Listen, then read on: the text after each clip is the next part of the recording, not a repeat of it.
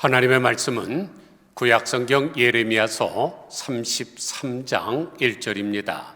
구약성경 1106면 예레미야서 33장 1절로 9절까지 받들어 읽습니다. 예레미야가 아직 시위대 뜰에 갇혀 있을 때에 여호와의 말씀이 그에게 두 번째로 임하니라. 이르시되 이를 행하시는 여호와, 그것을 만들며 성취하시는 여호와, 그의 이름을 여호와라 하는 이가 이와 같이 이르시도다. 너는 내게 부르짖으라. 내가 내게 응답하겠고 내가 알지 못하는 크고 은밀한 일을 내게 보이리라. 이스라엘의 하나님 여호와께서 말씀하시느니라. 무리가 이 성읍의 가옥과 유다 왕궁을 헐어서 갈대아인의 참호와 칼에 대항하여 싸우려 하였으나 내가 나의 노여움과 분함으로 그들을 죽이고 그들의 시체로 이 성을 치우게 하였나니 이는 그들의 모든 악행으로 말미암아 나의 얼굴을 가리어 이 성을 돌아보지 아니하였음이라. 그러나 보라, 내가 이 성읍을 치료하며 고쳐낫게 하고 평안과 진실이 풍성함을 그들에게 나타낼 것이며 내가 유다의 포로와 이스라엘의 포로를 돌아오게 하여 그들을 처음과 같이 세울 것이며 내가 그들을 내게 범한 그 모든 죄악에서 정하게 하며 그들이 내게 범하며 행한 모든 죄악을 사할 것이라. 이 성읍이 세계 열방 앞에서 나의 기쁜 이름이 될 것이며 찬송과 영광이 될 것이요 그들은 내가 이 백성에게 베푼 모든 복을 들을 것이요 내가 이 성읍에 베푼 모든 복과 모든 평안으로 말미암아 두려워하여 하며 떨리라.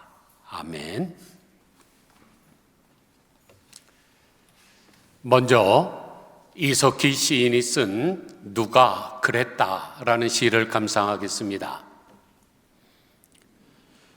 누가 그랬다. 풀잎에도 상처가 있고 꽃잎에도 상처가 있다고.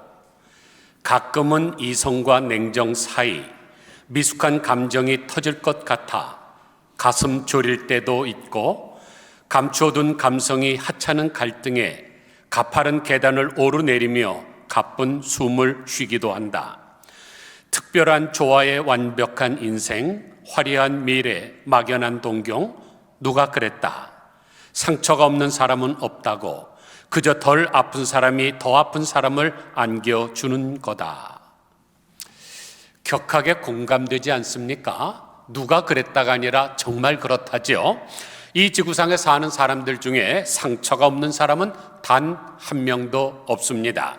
다만 어떤 사람의 상처는 하늘을 나는 저 큰 비행기처럼 무겁고 크게 느껴지는 것이고 어떤 사람의 상처는 가볍게 날아가는 종이 비행기처럼 가볍게 그리고 작게 느껴지는 것뿐이지만 상처는 분명히 있습니다. 그런데 사람들은 살아가면서 고슴도치처럼 다른 사람을 찔러서 상처를 주기도 하고 다른 사람으로부터 찔림을 받아서 상처를 받기도 합니다. 선하지 못한 사람은 의도적으로 상처를 주기도 하지만 대부분의 경우는 의도하지 않았는데 그저 상처를 주는 경우가 많습니다. 그냥 던진 말 한마디, 그 사람한테는 그것이겠지만 받는 사람에게는 어디서 날라온 돌멩이에 개구리가 맞아 죽는 것 같이 치명적일 수가 있습니다. 참 안타까운 경우는 어떤 사람은 이렇게 말합니다. 나는 참 재미있게 농담을 잘해. 자기 딴에는 지금 농담을 잘하는 줄 몰라도 받는 사람은 지금 엄청난 상처를 받는다는 것을 모르는 경우가 있습니다. 이게 무서운 것이죠. 그리고 아무리 사랑하는 사람이라 할지라도 사이라고 할지라도 서로 상처를 주면서 살게 되어 있습니다. 여러분의 남편에게 상처 안 준 적 있습니까? 여러분의 아내에게 상처 안 준 적 있습니까? 주면서 살죠. 우리의 현실이 이렇기 때문에 왜 나에게 이런 상처를 주느냐고 말할 수가 없는 것입니다. 왜냐하면 나도 다른 사람에게 상처를 주는 것이기 때문에. 그러므로 왜 나에게 상처를 주느냐라고 말할 수 있는 자격을 가진 사람은 한 번도 이 세상에 태어나서 다른 사람을 상처 주지 않은 사람뿐입니다. 그런데 많은 사람들이 자기가 가진 상처가 세상에서 가장 크다고 생각을 합니다. 왜냐하면 자기 상처만을 보기 때문이죠. 어떤 상처받은 독수리가, 젊은 독수리가 벼랑 끝에 서서 밑을 내다보고 있습니다. 하늘을 더 이상 높게 날 수 없게 된 것을 비판해서 마지막 수단인 목숨을 끊으려고 하는 것입니다. 그때 대장 독수리가 쏜살같이 내려와서 그를 가로막고 물었습니다. 왜 자살하려고 하느냐? 차라리 죽는 것이 더 나을 것 같아서요. 그러자 대장 독수리가 날개를 쫙 핍니다. 그랬더니 온몸에 상처 자국으로 얼룩져 있습니다. 솔가지에 찢긴 자국, 또 다른 독수리에게 핥힘을 당한 자국, 사냥꾼에게 화살을 맞은 자국 등 수없는 상흔들로 얼룩져 있습니다. 날 봐라. 내 온몸은 이렇게 상처투성이지 않니? 그러자 자살하려고 했던 젊은 독수리가 눈을 내려 깝니다. 그때 대장 독수리가 조용히 말합니다. 이건 겉에 드러난 상처일 뿐이다. 내 마음의 상처는 이보다 훨씬 더 많단다. 자, 일어나 날아보자. 상처 없는 독수리는 이 세상에 태어나자마자 죽어버린 독수리뿐이란다. 사랑하는 성도 여러분, 왜 젊은 독수리가 자살하려고 했습니까? 자기 상처만 받기 때문에 그렇죠. 그래서 1cm라고 하는 책에 이런 글이 나옵니다. 단체 사진은 많은 사람들을 배경으로 한 독사진이다. 그러나 누구나 가장 먼저 찾아보는 것은 자신의 얼굴이다. 그래서 300명이 동시에 단체 사진을 찍어도 나는 항상 다른 사람은 안 봅니다. 내 얼굴이 어딨나만 찾죠. 그리고 299명의 사람들은 환한 얼굴로 잘 나왔더라도 자기가 눈을 갖고 있으면 이 사진은 잘못된 사진이야. 이렇게 말하는 것이 인간의 본능입니다. 그래서 상처도 다른 사람의 상처에는 관심이 없고 자기의 상처에만 관심이 많죠. 다른 사람의 상처는 보이지 않습니다. 그러나 상처는 그 누구에게나 다 있고 심지어 하나님이신 예수님에게도 있었습니다. 여러분, 가룟 유다가 노예 한 사람의 가격으로 은 30냥의 예수님을 팔았을 때 얼마나 상처가 컸겠습니까? 다른 사람은 다 줄을 버릴지언정 나는 절대로 버리지 않겠다고 호언장담하던 베드로가 어린 계집애 앞에서 예수님을 3번 부인하고 심지어 저주까지 하지 않았습니까? 그때 예수님 얼마나 상처를 크게 받았을까요? 또 이방 사람인 로마 군병이 예수님의 뺨을 때리고 침을 뱉으며 머리를 때리고 옷을 발가벗겼을 때 얼마나 분노가 일어났겠습니까? 또 내가 만일 구세주거든 십자가에서 내려오보라고 조롱을 했을 때 얼마나 괴로웠을까요? 저 같으면 확 쓸어버렸을 것입니다만 예수님 오래 참으시지 않았습니까? 그리고 그들의 상처까지 보듬어 주셨습니다.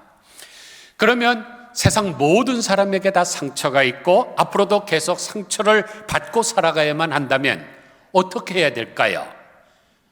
그냥 복장 터지고 뚜껑 열리는 것처럼 그냥 화를 내면서 그렇게 살아야 될까요? 아니죠. 상처를 대하는 태도가 무엇보다도 중요합니다.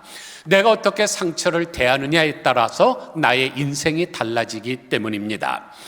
예로 골마 들어가는 상처를 들여다보고 울고만 있으면 그 상처는 결국 썩을 것이고 나의 생명을 앗아갈 것입니다.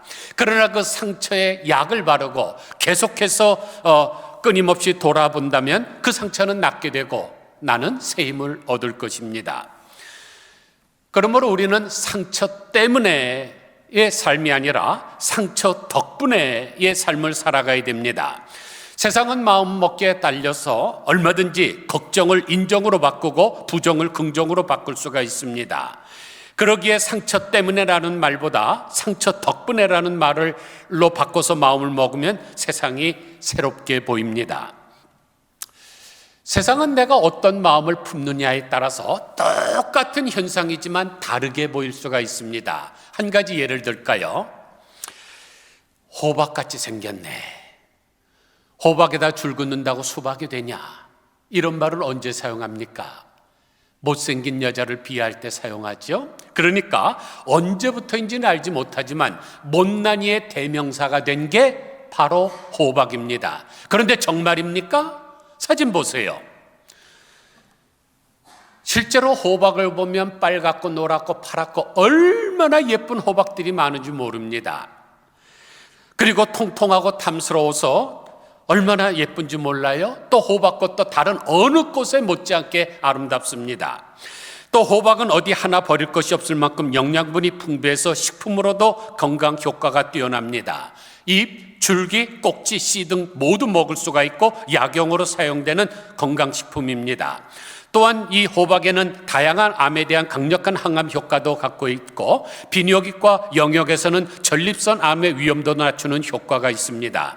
또한 호박은 성기능 향상 효과도 있고 임신 능력 개선에도 도움이 됩니다. 그래서 호박은 넝쿨째 들어오는 복입니다. 그런데 어떤 사람은 똑같은 상황에서 부정적으로 보니까 호박까지 생겼네, 호박에다 줄 군다고 수박이 되냐고 그렇게 봅니다. 그런데 저는 그렇게 보지 않아요. 호박은 넝쿨째 들어오는 보약입니다. 그러므로 그냥 어떤 호박 하나 보고 나서 호박은 참 못생겼네, 그러면 그것은 편견 중에서도 아주 잘못된 편견입니다. 그러므로 우리는 부정적인 언어를 사용하지 말고 긍정적인 언어를 사용해야 됩니다.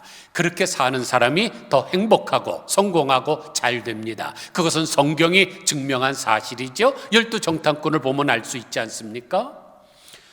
오늘 본문은 상처받은 예레미야를 찾아와서 상처를 치유해 주시고 또한 상처받는 유다 백성들을 회복시켜 주시겠다고 하는 예언의 말씀입니다. 먼저 1절 보세요. 예레미야가 아직 시위대 뜰에 갇혀 있을 때에 여호와의 말씀이 그에게 두 번째로 임하니라. 여기에 중요한 단어가 두 개가 있습니다. 아직이라는 단어와 갇혀 있을 때라는 단어죠. 그런데 아직이라는 말은 오래됐다는 얘기입니다. 금방이 아니라 벌써 갇혀있은 지가 꽤 시간이 흘렀다는 얘기죠. 그러면 왜 경건한 선지자 예레미야께서 왜 감옥에 오랫동안 갇혀 있었을까요?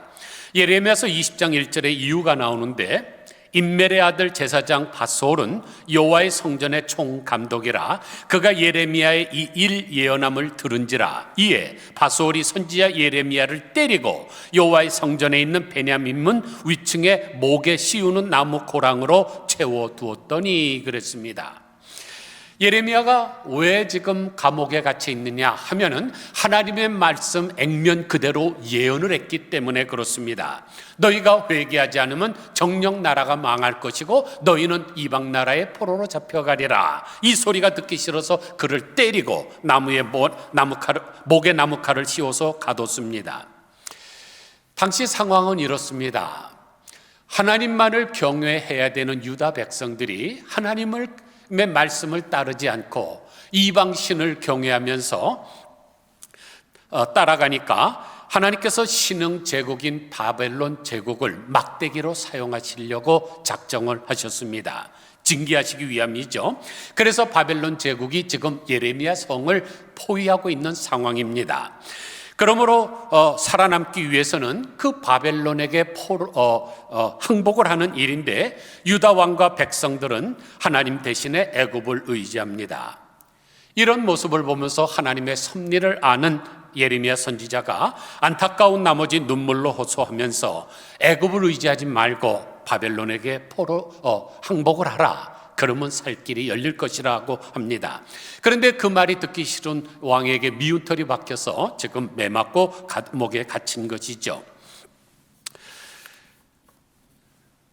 그러니까 지금 예레미야는 자기의 예언의 말을 듣지 않는 백성들 때문에 마음의 상처도 있고 또 왕에게 매를 맞음으로 말미암아 육신의 상처도 있고 지금 머지않아서 그렇게 되면 자기의 조국이 멸망당하는 영혼의 상처도 있습니다. 오죽하면 예레미야 애가 1장 2절을 보면 밤에는 슬피우니 눈물이 뺨에 흐르며 사랑하는 자들 중에 그에게 위로하는 자가 없고 친구들도 다 배반하여 원수들이 되었도다라고 했을까요? 저는 이 말에서 우리가 은혜를 받아야 된다고 생각합니다. 여러분에게 상처를 준 사람이 있지만 그 사람이 여러분의 뺨을 때렸습니까? 목에다가 나무칼을 씌웠습니까? 감옥에 가뒀습니까? 그런 적 없잖아요. 그러므로 나에게 상처를 주는 한심한 놈 앞에서는 나도 한심한 사람이 되어야 됩니다. 무슨 뜻으로 이 말을 드릴까요? 한심한 놈에게 복수하라는 말이 아니라 클 한자를 써서 내 마음을 크게 넓히라는 뜻입니다. 언제든지 큰 그릇이 작은 그릇을 수용을 하지 작은 그릇에 큰 것을 집어넣으려면 깨지고 마는 것입니다. 누구나 다 상처가 있습니다. 그런데 상처 적은 사람이 상처 많은 사람을 포용하는 것입니다.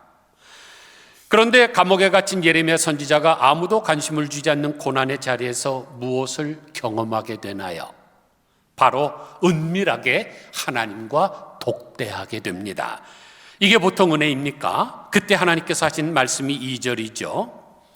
이를 행하시는 여호와, 그것을 만들며 성취하시는 여호와, 그의 이름을 여호와라 하는 이가 이가와 같이 이르시도다. 이 한 구절에서 특이한 점을 찾을 수 있습니까? 그렇죠. 여호와라는 이름이 3번이나 반복돼서 나온다는 사실입니다. 마치 삼위일체 하나님이 나타나신 것 같은데 그 여호와 하나님이 어떤 분이십니까? 지금 바벨론 제국의 군사들이 포위하고 있는 예루살렘 그 포위망을 뚫고 그 다음에 감옥으로 닫혀있는 옥문을 뚫고 들어와서 자기의 당신의 사랑하는 예레미야 선지자를 만나주신 하나님입니다. 그러므로 여러분이 큰 상처를 받고 어떤 장애물 안에 갇혀있다 할지라도 우리 하나님은 그것을 뚫고 들어오셔서 여러분을 위로하실 수 있는 분입니다. 그래서 여기 일을 행하신다는 단어가 히브리어로 오사하인데 오사하는 만들다는 뜻입니다. 창세기 1장에서 하나님께서 천지를 만드셨죠. 궁창을 만드셨죠. 바다와 땅을 구분하시고 그 다음에 그 가운데 모든 것들을 만들어서 하나씩 채우시고 맨 나중에는 만물의 영장인 인간을 만드신 그 창조의 하나님이라는 것입니다. 이어서 그것을 만들며 성취하신 하나님이라 그랬는데 이것도 하나님의 창조 사역과 관련 있는 단어죠. 그러므로 여호와는 이 세상에 있는 모든 것들을 창조하신 하나님의 거룩하신 이름입니다. 그렇다면 그냥 단순히 일을 행하시는 여호와라고 읽을 때와 이 땅에 있는 모든 것들을 창조하신 여호와라고 읽을 때 느낌이 어떻습니까? 완전히 다르죠. 후자가 더 전능하신 하나님을 잘 나타내고 있습니다. 그러면 하나님의 창조는 어떤 창조인가요? 무에서 유를 창조하신 분입니다. 아무것도 없는 곳에서 모든 것이 있게 하셨죠. 이 전능하신 하나님께서 지금 감옥에 갇혀 있는 예레미야를 찾아오셔서 말씀하셨다면 무슨 뜻일까요? 아무것도 염려하지 말라. 내가 다 알아서 처리하리라는 뜻이죠. 지금 예레미야 선지자가 갇혀 있는 모습은 산 넘어 산 또는 설상가상과 같습니다. 절망적인 거죠. 바벨론은 포위하고 있지, 자기는 감옥에 갇혀 있지, 왕은 미워하고 있지, 백성들은 말을 들어먹지 않고 있지, 모든 것이 다 절망적입니다. 그러나 자신과 독대하고 있는 하나님은 뭐라 그러십니까? 아무것도 염려하지 말라. 나는 이 세상에 있는 모든 것을 무에서 유로 창조하신 그 전능한 하나님이라. 내가 모든 상황을 반전하겠다, 새롭게 하겠다, 창조하겠다. 너를 감옥에서 내어 자유케 하리라 말씀하고 계십니다. 그런데 하나님께서는 한 가지 요청을 하고 계시죠. 그게 바로 3절입니다. 3절 보니까 너는 내게 부르짖으라. 내가 내게 응답하겠고 내가 알지 못하는 크고 은밀한 일을 내게 보이리라. 여기 이 부르짖는다는 말에는 두 가지 의미가 내포하고 있습니다. 그 대상을 신뢰한다는 뜻이고 나는 지금 간절히 기도한다는 뜻입니다. 시편 34편 6절을 예를 들어볼까요? 이 곤고한 자가 부르짖음에 여호와께서 들으시고 그의 모든 환난에서 구원하셨도다. 여기를 보면은 하나님을 향하여 부르짖는 자가 신실하게 신뢰하는 것과 또 절실하게 간청하고 있구나 하는 것을 느끼게 하지 않습니까? 우리가 신뢰하면 신께서 움직입니다. 그리고 우리가 기도하면 기적이 일어납니다. 그런데 기도하면 무엇을 약속하셨나요? 응답하겠다는 것이죠. 그러므로 하나님께 기도하는 것은 보증수표와 같습니다. 하나님은 반드시 응답해 주십니다. 그런데 어떻게 응답하십니까? 크고 은밀한 일을 보임으로 응답해 주십니다. 여기서 보이리라는 말씀은 밝은 빛 아래로 인도하여 명확하게 볼 수 있게 하겠다는 것이죠. 그냥 은근슬쩍이 넘어가는 것이 아닙니다. 우리 눈으로 친히 목도할 수 있도록 그 기적을 보여주시겠다는 것입니다. 그런데 크고 비밀한 일은 측량할 수 없을 만큼 큰 일, 그리고 은밀한 일은 감춰진 일입니다. 그러면 측량할 수 없는 감춰진 큰 일은 무엇일까요? 6절부터 9절에 나옵니다. 보라, 내가 이 성읍을 치료하며 고쳐 낫게 하고 평안과 진실이 풍성함을 그들에게 나타낼 것이며 내가 유다의 포로와 이스라엘의 포로를 돌아오게 하여 그들을 처음과 같이 세울 것이며 내가 그들을 내게 범한 그 모든 죄악에서 정하게 하며 그들이 내게 범하며 행한 모든 죄악을 사할 것이라. 이 성읍이 세계 열방 앞에서 나의 기쁜 이름이 될 것이며 찬송과 영광이 될 것이요 그들은 내가 이 백성에게 베푼 모든 복을 들을 것이요 내가 이 성읍에 베푼 모든 복과 모든 평안으로 말미암아 두려워하며 떨리라. 하나님의 궁극적인 목적은 무엇입니까? 징계와 심판이 목적이 아니죠. 오히려 치료하고 회복해 하시는 것이 목적입니다. 그런데 단순한 치료나 회복이 아니라 평안과 진실로 풍성케 하시는 것이고 모든 죄악을 사하셔서 정하게 만들고 모든 다른 나라 백성들로 하여금 하나님께서 이렇게 큰 복을 주셨다는 것을 알게 함으로 말미암아 그들로 하여금 두렵게 만드는 것이 하나님의 궁극적인 목적입니다. 그렇다면 나라뿐만 아니라 나도 마찬가지겠죠. 내가 어떤 징계를 당하면 내가 하나님의 사랑받는 자녀구나를 깨달으셔야 됩니다. 여러분, 이웃집 아들이 잘못하면 여러분이 쫓아가서 야단칩니까? 그럴 필요 없습니다. 걔는 내 소유도 아니고 내 자녀가 아닙니다. 사랑받는 애도 아니고요. 징계라는 것은 내가 사랑하는 대상에게만 하는 것입니다. 하나님께서 우리를 사랑하기 때문에 간혹 징계할 수도 있는 거죠. 또한 하나님께서 나를 치료하시고 회복하게 하실 것이고 평안으로 채워주실 것입니다. 그리고 나로 영광과 찬송이 되게 하시겠구나 하는 생각을 가져야 됩니다. 사랑하는 성도 여러분 아름다운 것 좋아하시죠? 아름다운 것 싫어하는 사람이 있다면, 미워하는 사람이 있다면 그 사람은 미친 사람일 거예요. 우리는 본능적으로 아름다움을 좋아합니다. 그런데 아름다움이 뭡니까? 한남초인 앞에 있는 아모레 화장품을 파는 아리따움이 아름다움입니까? 아니면 장미꽃이 아름다움입니까? 아니면 미스코리아 수영복 입은 모습이 아름다운 것입니까? 유영만 선생님과 고두현 선생님이 공조하신 곡선이 이긴다라는 책에 아름다움의 4가지 의미가 나오는데 시간 관계상 2가지만 말씀드리겠습니다. 첫째로 아름다움은 아름다움에서 나왔다고 합니다. 여러분 병에 걸려서 알아요. 끙끙 알아요. 이 아름은 알다시피 육체적인 아픔이나 정신적인 아픔을 이겨내기 위해서 애쓰는 상태입니다. 그런 거로 아름다움이란 아픔을 이겨낸 사람다움이라고 볼 수 있습니다. 그래서 천영희 시인은 아름다움이란 상처가 피어낸 꽃이라 그랬죠. 여러분들은 진주가 어떻게 생겨나는지 아시지 않습니까? 이 지구상에 10만 3천 가지의 조개가 있습니다. 그 중에 진주를 만드는 조개는 1%밖에 되지를 않아요. 일단 조개 안에 모래나 유리 조각이나 이런 아픈 것이 들어옵니다. 조개살이 얼마나 야들야들 보들보들합니까? 그것이 자기를 찌르니까 아프잖아요. 그것을 막기 위해서 진주핵이라고 하는 물질을 쏟아붓습니다. 그러면 그것이 덮고 그렇게 하는 거죠. 그런데 보통 진주로 사용하기 위해서는 그래도 어떤 덩어리가 있어야죠. 모래같이 작은 거 뭐에 사용합니까?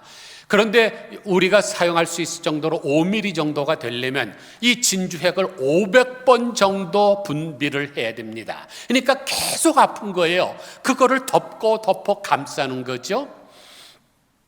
이게 진주를 만배로 현미경으로 확대한 모습인데 어떻습니까? 층이 쌓인 거죠. 이걸 500번 정도 해야 5mm 정도 됩니다. 여러분이 좋아하시는 15mm 정도 되려면 엄청나게 조개가 애쓰고 힘써야 되는 것이죠.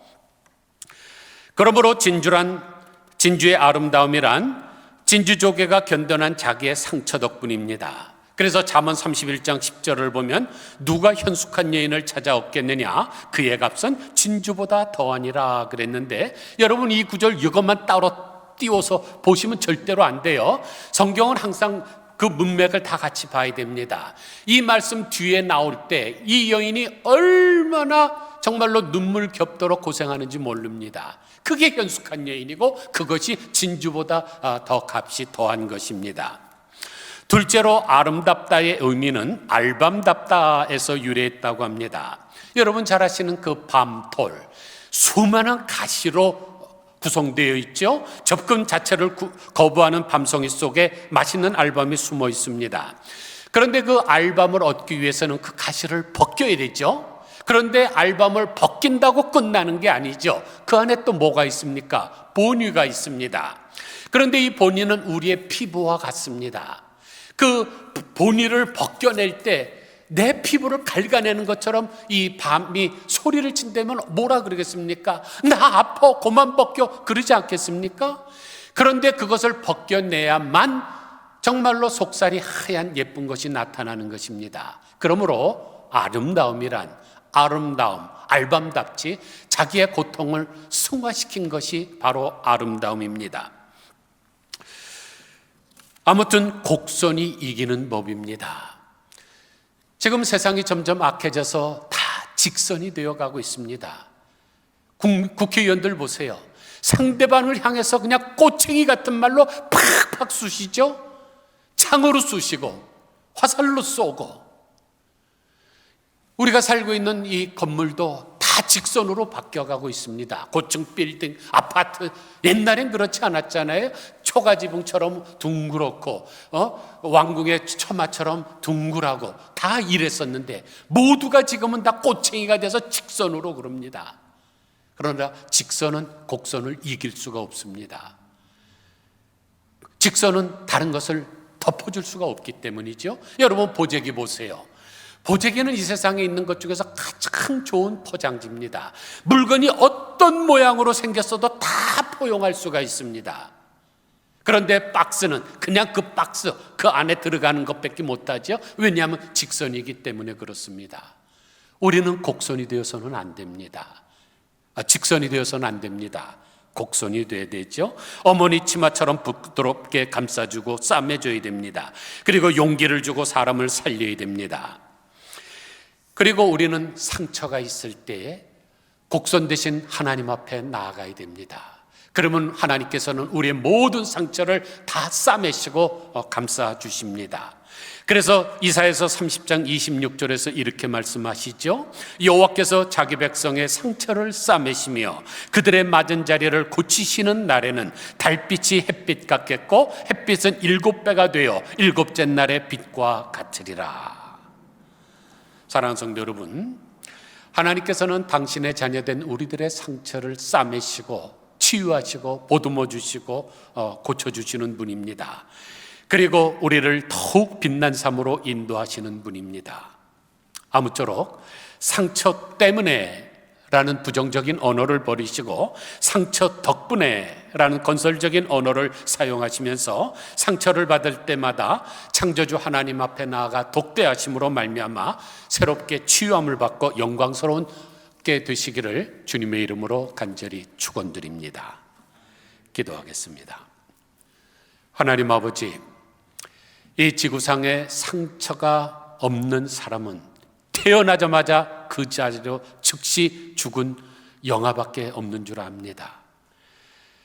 서로 사랑하는 가운데 상처가 더 많습니다. 그래서 부부싸움을 더 많이 하는 것이고 또 부자지간에나 형제지간에도 그런 줄 압니다. 심지어 교회 안에서 신앙생활한다고 하는 성도들 사이에도 상처가 있고 또 외부 사람들, 이방 민족들과도 상처가 있고 고슴도치처럼 찌르고 찔림을 받는 것이 끊임이 없는데 하나님 아버지, 직선이 되지 말게 하시고 곡선이 되게 하여 주시기를 간절히 빌고 소원합니다.